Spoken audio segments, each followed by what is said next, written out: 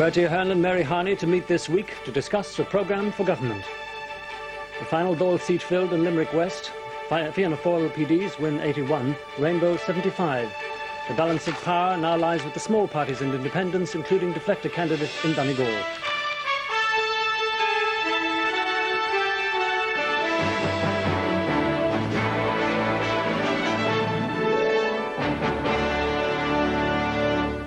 Good evening. The last of the 166 seats in the 28th Dáil has been filled at the election of Fine Gael's Michael Finucane in Limerick West. Presuming that the recount in Dublin South East does not alter the result, the state of the parties as of now is Fianna Fáil 77 seats, Fine Gael 54, Labour 17, the PDs 4, Democratic Left 4, the Greens 2 seats, Sinn Féin 1 and others 7 seats. The Fianna Fáil and Progressive Democrat leaders are expected to meet later in the week to begin a process of consultation on the formation of the next government. On RTE Radio today, the Taoiseach John Bruton conceded that the alternative coalition was more likely to form the next government when the 28th Dáil meets on June the 26th. The Fianna Fáil leader Bertie Ahern has said he is confident of becoming the next Taoiseach. The election may be over, but the real business of forming the next government will begin in the coming days. Bertie Ahern and Mary Harney will be meeting their key deputies and advisers to prepare for the negotiations on a programme for the new government. They've already published their tax plans for a budget in November, as well as an 8-point outline of a joint programme. But today, Bertie Ahern set his policy priorities.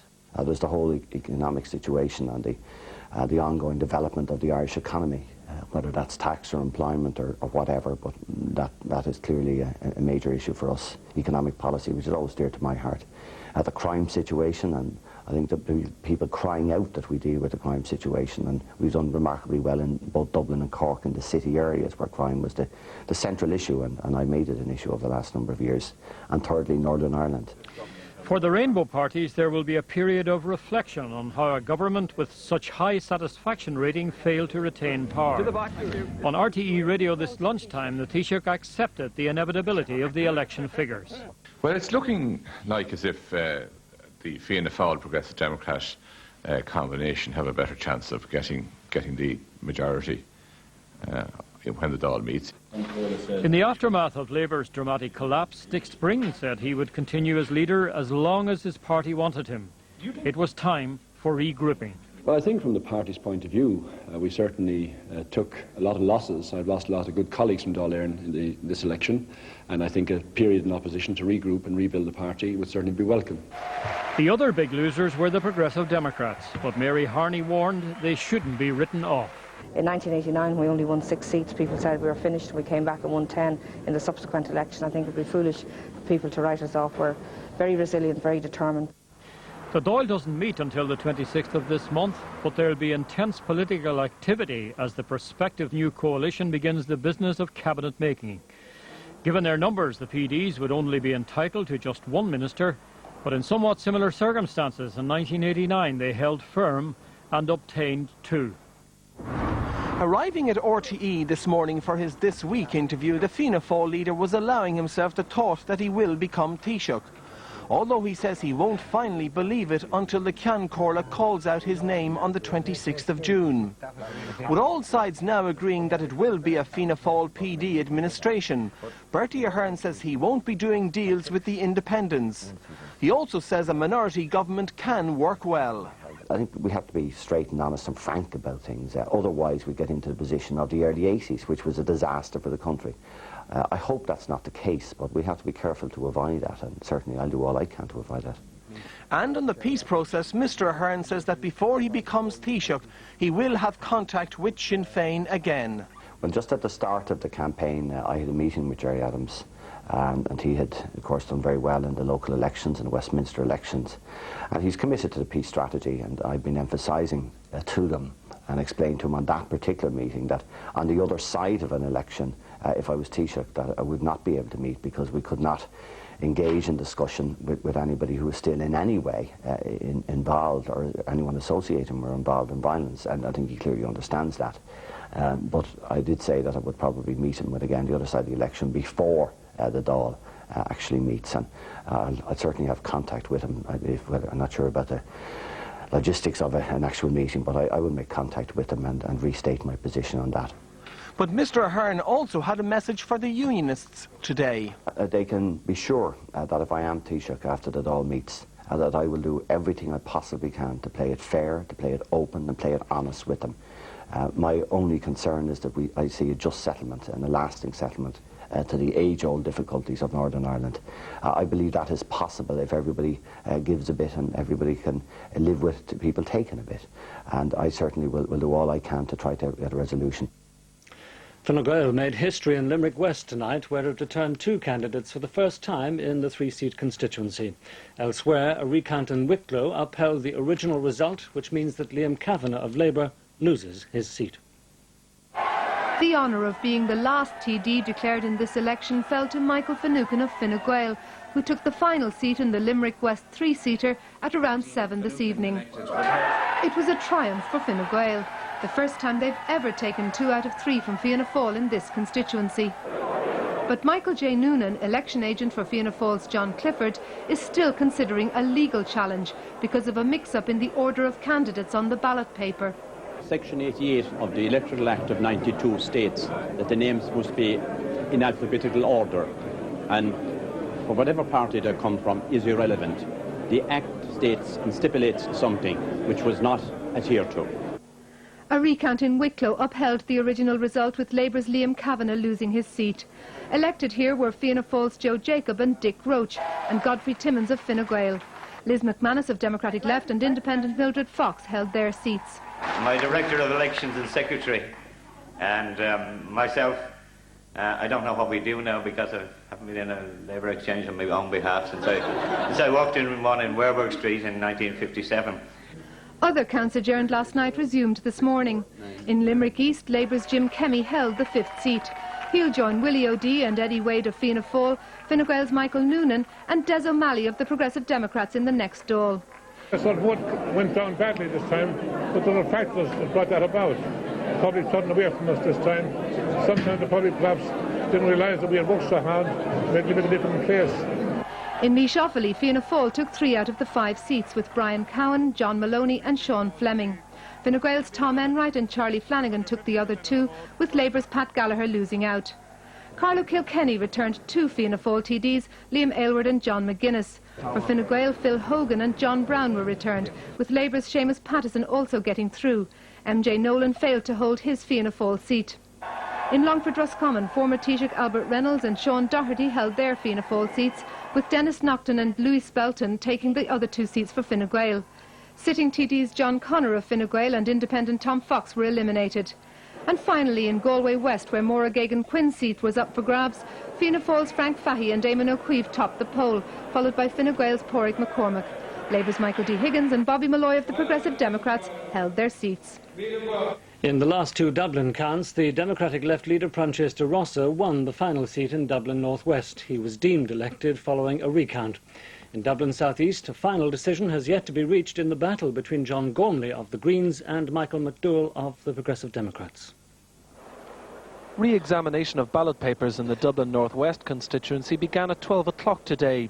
Brendan Brady of Fine Gael was hoping there would be enough discrepancies in last night's counting to cancel out the 100-vote lead of Francesca de Rossa.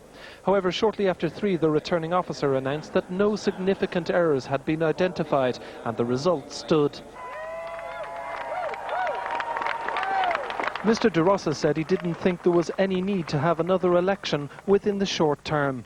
I think that, as I say, it's a matter for all of the parties concerned now to ensure that there is a good government put in place. The electorate has spoken. The count which would decide the final place in the 28th Dáil was already 19 hours old when it began at midday.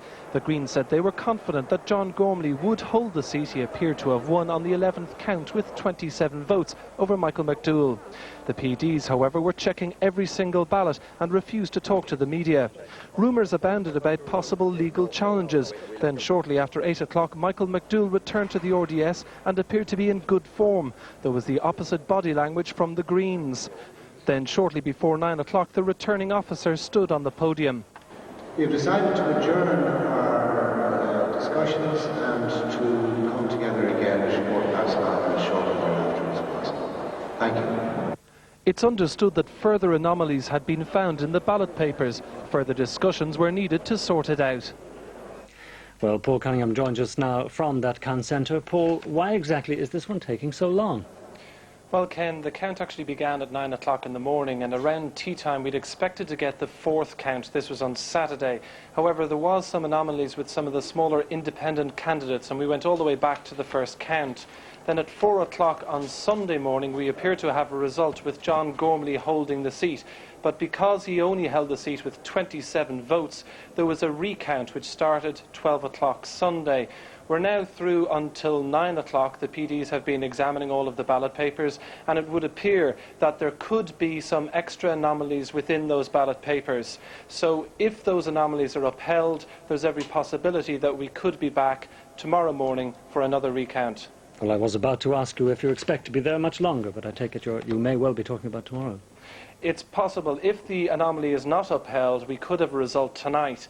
If it isn't, then we could be back tomorrow for a count and talking to you again on the 9 o'clock news. Thank you, Paul. The Minister for Finance, Rory Quinn, tonight ruled out the possibility of Labour doing any deal with Fianna Fáil in the formation of a new government. Mr Quinn, who was speaking at a meeting of EU foreign ministers in Luxembourg, said the party must now regroup, lick its wounds and listen to the Irish people in perhaps a way that it has not been listening. EU finance ministers are in Luxembourg tonight reviewing recent difficulties in the preparations for monetary union.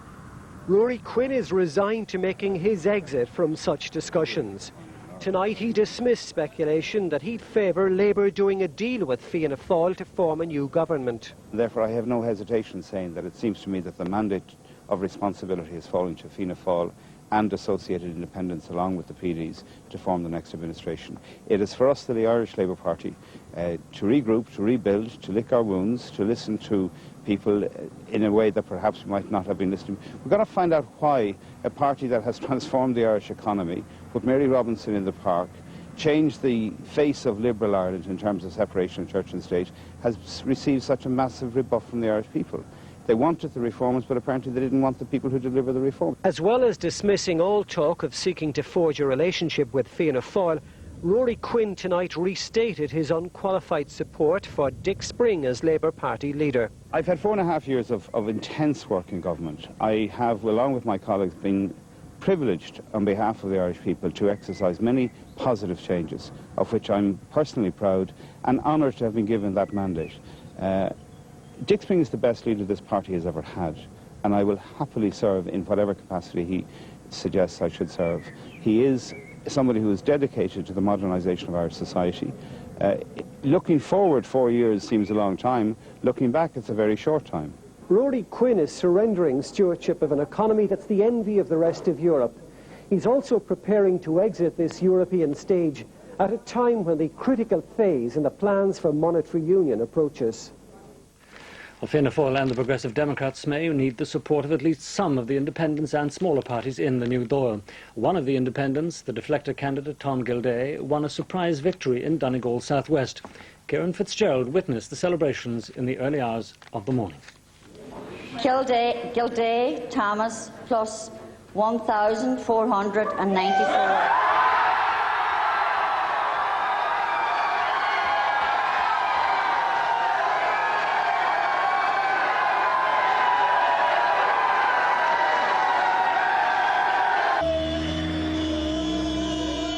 The triumphal parade of Thomas Gilday lit up the hills of Donegal throughout the night. The people had spoken and were finding it an enjoyable experience. The parishes of Ardara and Glentees had outmanoeuvred the political mainstream, and at 4 o'clock in the morning they welcomed home their man.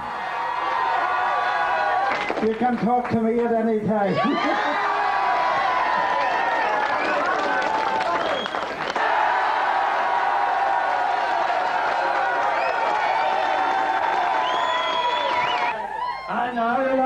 Sober, take off your pullover, put on your collar and tie. Goodbye to the Wellies, you've joined the big bellies, you want to see them all. It's like a revolution, like a mild revolution without any violence, and it's a change, and perhaps it's probably the focal point, the starting point in Ireland of a revolution, of a change of politics. It's just brilliant. I can't stress my feelings at the moment. It's just fantastic. I will just finish off by saying to one and all, thank you very much.